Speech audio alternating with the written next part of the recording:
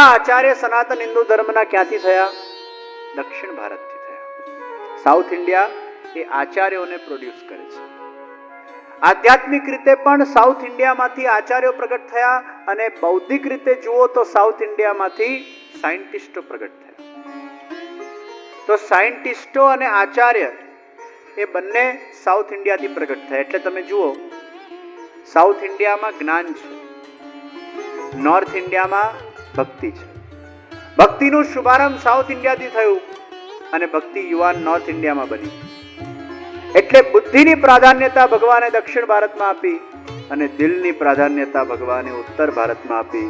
એટલે ભગવાન કહેતા હતા કે જ્યારે બુદ્ધિ વેચતા હતા ત્યારે સાઉથથી ચાલુ કર્યું, નોર્થમાં પૂરી થઈ ગઈ, અને રૂપ વેચતા હતા તો નોર્થથી ચાલુ કર્યું, સાઉથમાં પૂરું થયું. આમ તો આખું ભારત બુદ્ધિશાળી છે ભાઈ, એવું નહીં, પણ આ તો પ્રાધાન્યતા. સાઉથમાં કંઈક વિશેષ પ્રકાર છે બુદ્ધિનો, અને નોર્થમાં विशेष प्रकार से दिल नो, इसलिए दिल दिया भगवान ने उत्तर भारत को, बुद्धि दी भगवान ने दक्षिण भारत को, अरे कंठ दिया भगवान ने बेंगोल को.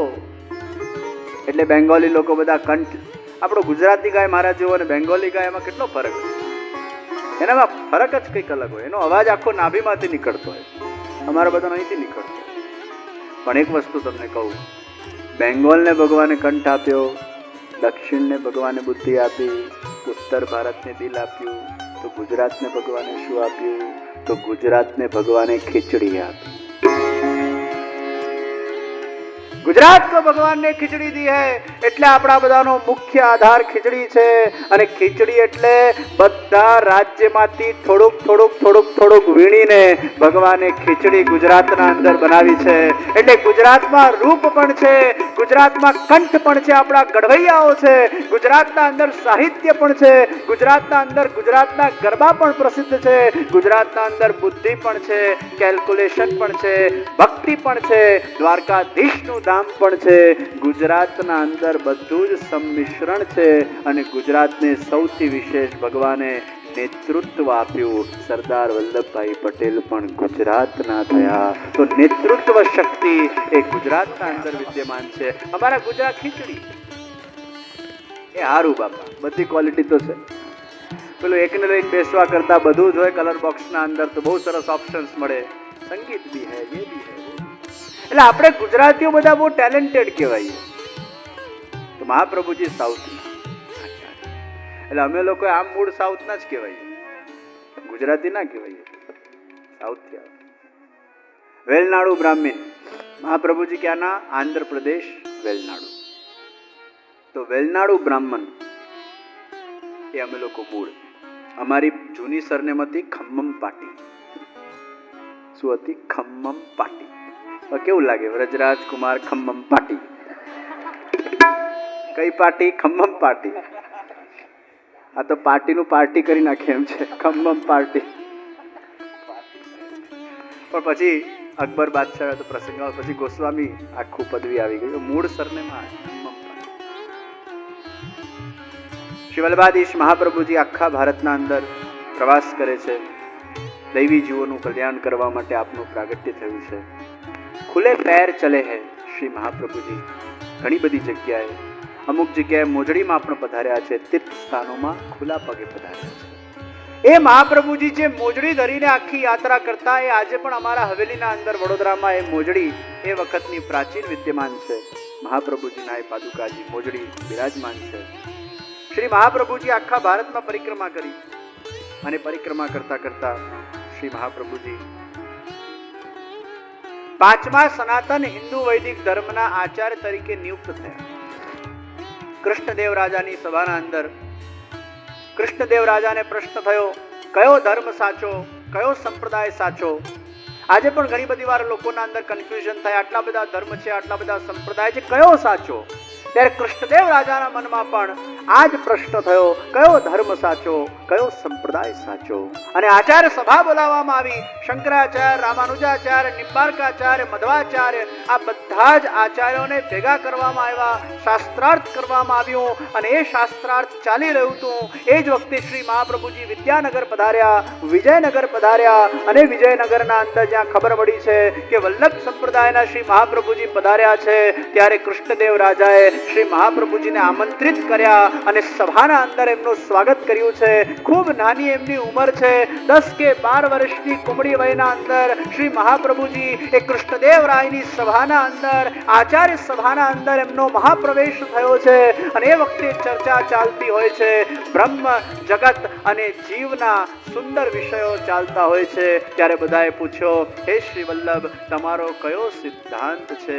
ત્યારે શ્રી મહાપ્રભુજીએ પોતાનો આખો સિદ્ધાંત આપ્યો. જગત સત્યમ બ્રહ્મ રૂપમ જીવાંશોસ્ત્યેવ નાપર.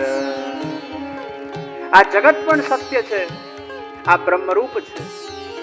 એના પહેલાના આચાર્યોએ આ સિદ્ધાંત આપ્યો કે બ્રહ્મ એ સત્ય છે પણ જગત એ મિથ્યા છે. બીજા આચાર્ય એવું માનતા હતા કે બ્રહ્મ એ સત્ય છે પણ આ જગત એ મિથ્યા છે, એ ખોટું છે. ત્યારે મહાપ્રભુજી દલીલ કરી સામે કે જો બ્રહ્મ સત્ય હોય તો બ્રહ્મમાંથી નીકળેલું આ જગત કેવી રીતે અસત્ય હોઈ શકે? 24 કેરેટ ગોલ્ડની લગડીમાંથી જો 24 કેરેટમાંથી બધા આભૂષણો બનાવેલા હોય તો એના અંદર ચોક્કસ એ 24 તત્વ કેરેટનું આવતું હોય છે. એ આભૂષણ એ જગત છે અને 24 કેરેટની લગડી એ સાક્ષાત એ બ્રહ્મ છે. બ્રહ્મ પણ સત્ય છે, જગત સત્ય છે. બીજા આચાર્યો માનતા હતા આત્મા એ પરમાત્મા છે. મહાપ્રભુજીએ સામે દલીલ કરી, આત્મા એ પરમાત્મા નથી પણ આત્મા એ પરમાત્માનું અંશ છે.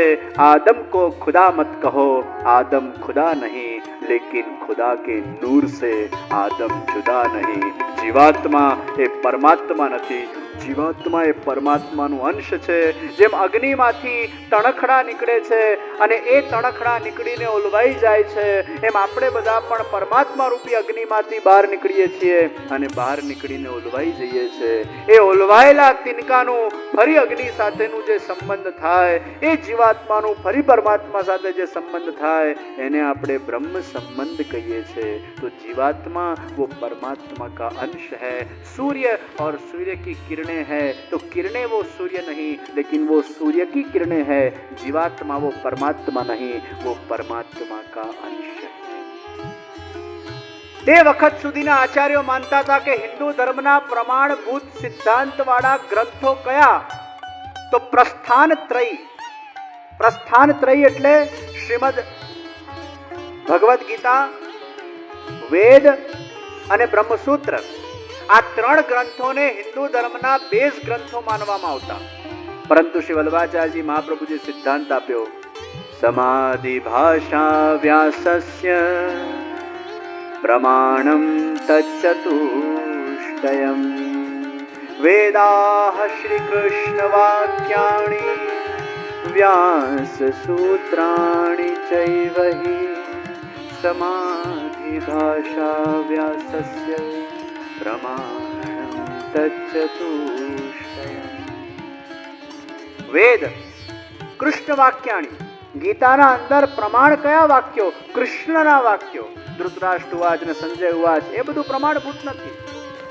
એ બધું ઠીક છે લોકોના ઉવાચો, પણ કૃષ્ણ વાક્યાણી પર મહાપ્રભુજીએ સ્પષ્ટીકરણ કર્યું. વેદ, કૃષ્ણ વાક્યાણી, બ્રહ્મસૂત્ર અને ચોથું શ્રીમદ ભાગવતને કઈ રીતે તમે લોકો ભૂલી ગયા હે મારા આચાર્યો?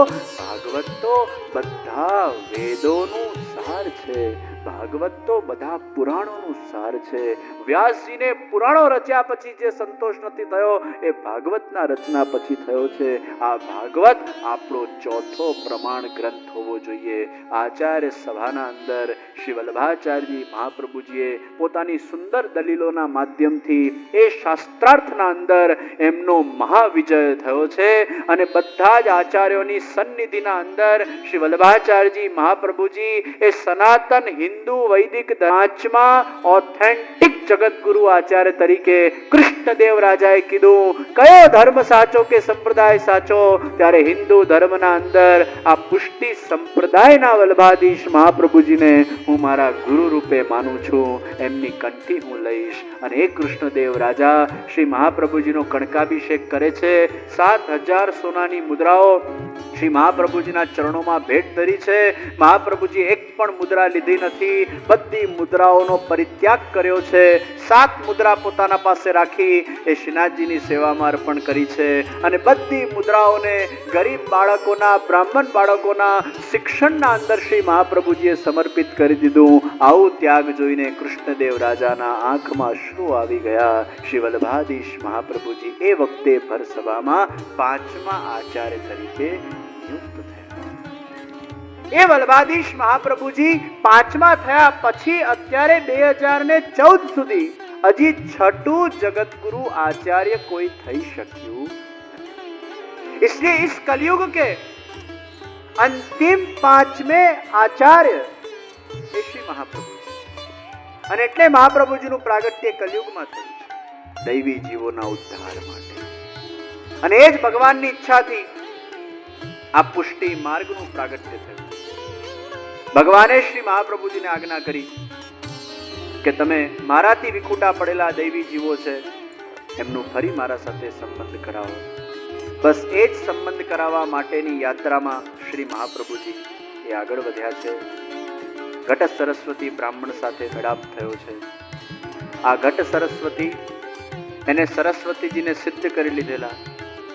તમારા છોકરાએ સરસ્વતીને સિદ્ધ કરી લીધી હોય અને એક્ઝામ પેપર લખવા જાય ને કાનમાં સરસ્વતી બધું જ કહી દે, પછી એની ફર્સ્ટ રેન્ક જ આવે ને, કોણ હરાવી શકે? તો આ સરસ્વતીએ, ઘટ સરસ્વતીએ સરસ્વતીજીને સિદ્ધ કરી લીધેલા.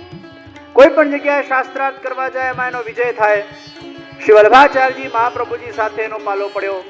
2 કલાક સુધી શાસ્ત્રાર્થ થયું અને પછી એને ઘડામાં સરસ્વતીજીનું આહ્વાન કરેલું.